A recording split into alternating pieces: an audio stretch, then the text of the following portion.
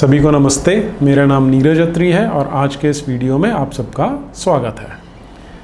आज हम चर्चा करने वाले हैं एक ऐसी घटना की जिसे आमतौर पर जो इस्लाम के दुकानदार हैं वो इससे मुकरने की कोशिश करते हैं, क्योंकि ये उनके पैगंबर को और जो ओवरऑल इस्लाम की जो थियोलॉजी है उसकी महिलाओं के प्रति जो दृष्टि है उसको कुछ इस तरह से पेश करता है कि वो इन दुकानदारों को रास नहीं आता।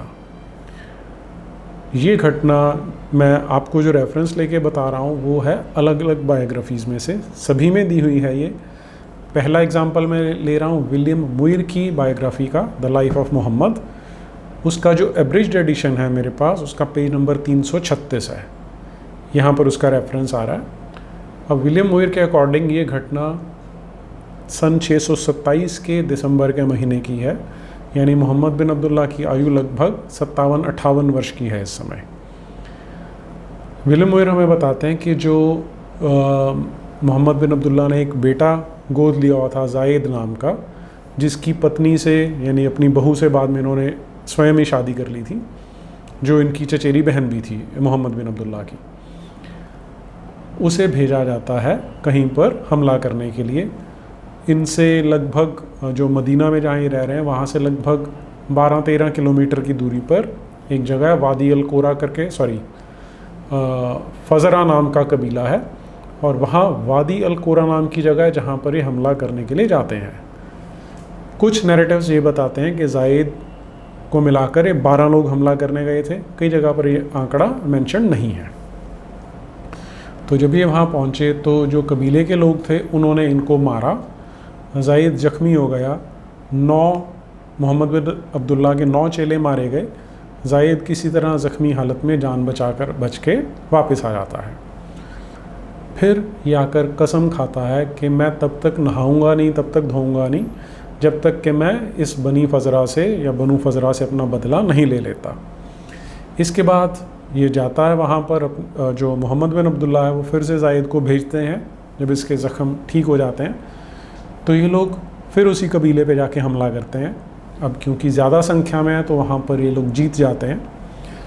अब वहाँ हमारे लिए जो घटना इम्पॉर्टेंट है कि वहाँ पर एक बुज़ुर्ग महिला है जिसका नाम है किरफ़ा, और उसका असली नाम शायद अस्मा है। अलग अलग जगह पे अलग अलग दिया जाता है, लेकिन किरफ़ा कॉमन नाम है उसका, जिसे कुनिया कहा जाता है कि किरफ़ा की माँ है वो।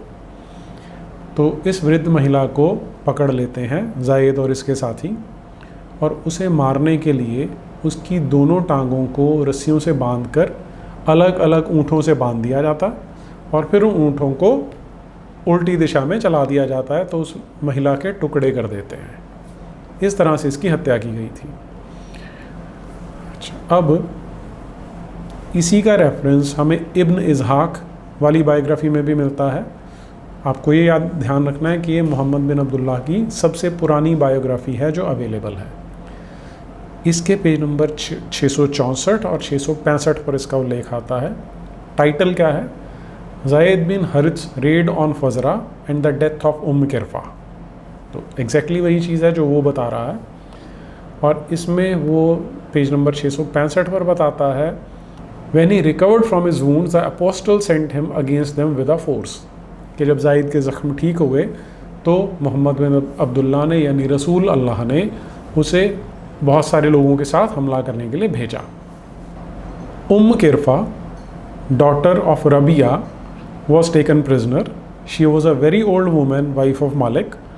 हर daughter and Abdullah were also taken. तो वो बता रहा है कि बूढ़ी औरत थी, उसे पकड़ लिया, उसकी बेटी थी, उसको भी पकड़ लिया गया।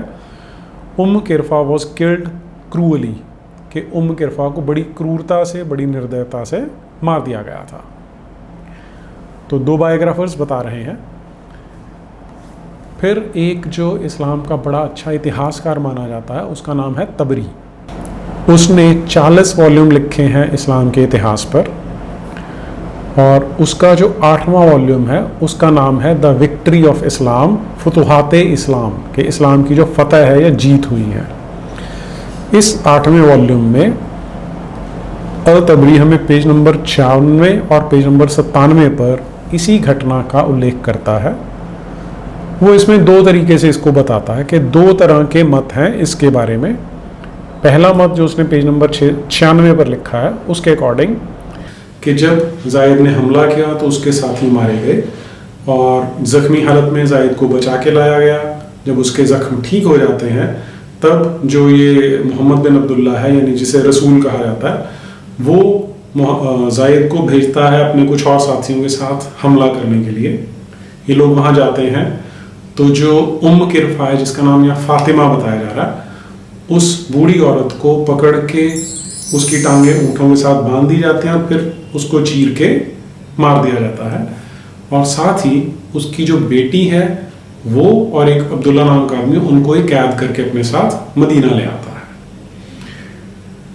और इसके अगले ही पेज पर यानी पेज नंबर 97 पर इसी का एक थोड़ा सा वेरिएशन है। उस वेरिएशन में जायद जो है वो इनका कमांडर नहीं है, जो कमांडर है वो अबू बकर है। ये वहाँ जाते हैं, हमला करते हैं। इसमें सलमा नाम का या सलामा नाम का एक व्यक्ति है जो इसको बयान कर रहा है इस रिवायत को।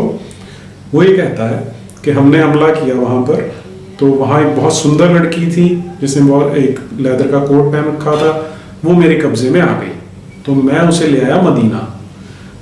और फिर यहाँ मदीना लाने के बाद अभी मैंने उसे रखा हुआ था, अगले दिन जो रसूल अल्लाह है वो मार्केट में बाज़ार में मिलता है इससे मदीना में, और वो उसे कहता है कि जो तू लड़की लेके गया वो मुझे दे दे। तो जो ये सलामा नाम का आदमी उसे बोलता है कि रसूल अल्लाह वो लड़की मेरे पास है, मुझे बहुत पसंद है, लेकिन अभी मैंने उसके कपड़े नहीं उतारे हैं। इसका अर्थ आप समझ सकते हैं वो क्या बता रहे हैं। इतने में बात खत्म हो जाती है। अगले दिन फिर से जो मोहम्मद बिन अब्दुल्ला है उसे मार्केट में फिर मिलता है और फिर बोलते हैं कि मुझे दे दे। तो बोलता है कि देखो ऐसा है रसूल के, मुझे वो लड़की बेहद पसंद है, मैंने उसके कपड़े नहीं उतारे, पर आप रसूल हैं तो मैं वो आपको दे देता हूँ। इसके बाद जो रसूल अल्लाह है वो उस लड़की को मक्का भेज देता है जहाँ उनकी लड़ाई चल रही थी। मक्का वालों ने कुछ मोहम्मद बिन अब्दुल्ला के चेलों को बंदी बनाया हुआ था, तो उन्हें छुड़वाने के लिए ये लड़की उनको गिफ्ट के रूप में या उसको जिस तरह से मर्जी आप समझ लीजिए उन्हें दे दी जाती है और वहाँ से उन अपने चेलों को छुड़वा लिया जाता है। तो अभी तक हमने 3 इंस्टांस देख लिए, विलियम मुइर की बायोग्राफी, इब्न इस्हाक की बायोग्राफी और अल तबरी की हिस्ट्री। अब चौथा जो मैं इसका रेफरेंस आपके साथ शेयर करता हूँ ये है जो हदीसें हैं। अब हदीस सब जानते हैं कि 6 तरह के जिनको ऑथेंटिक माना जाता है, उन 6 में से भी जो सबसे ऑथेंटिक हैं वो सही बुखारी और सही मुस्लिम है। तो सही मुस्लिम में जो किताब है जिहाद वाली यानी किताब नंबर 19, उसमें इसी का रेफरेंस आता है।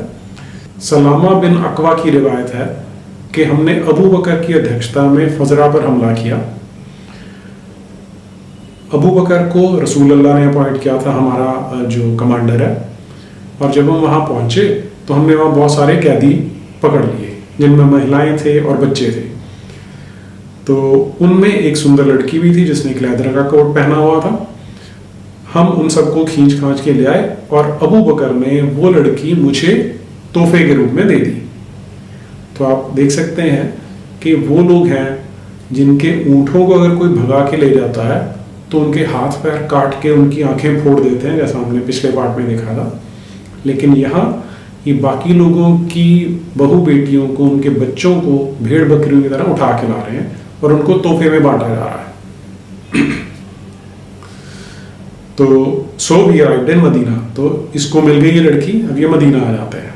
फिर वो बताता है कि अभी मैंने उसके कपड़े नहीं उतारे थे तो एक दिन गली में मुझे पैगंबर मिल गए, उन्होंने कहा कि ओ सलमा वो लड़की मुझे दे दे। तो उसने बोला कि मैंने कपड़े अभी उसके नहीं उतारे लेकिन मुझे पसंद है, तो उन्होंने नहीं दी।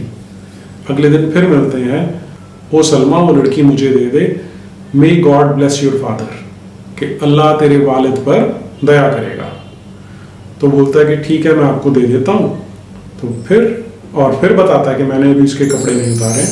तो फिर ये जो रसूल अल्लाह है वो उस लड़की को मक्का भेज देते हैं और वहाँ से अपने साथियों को छुड़वा के ले आते हैं।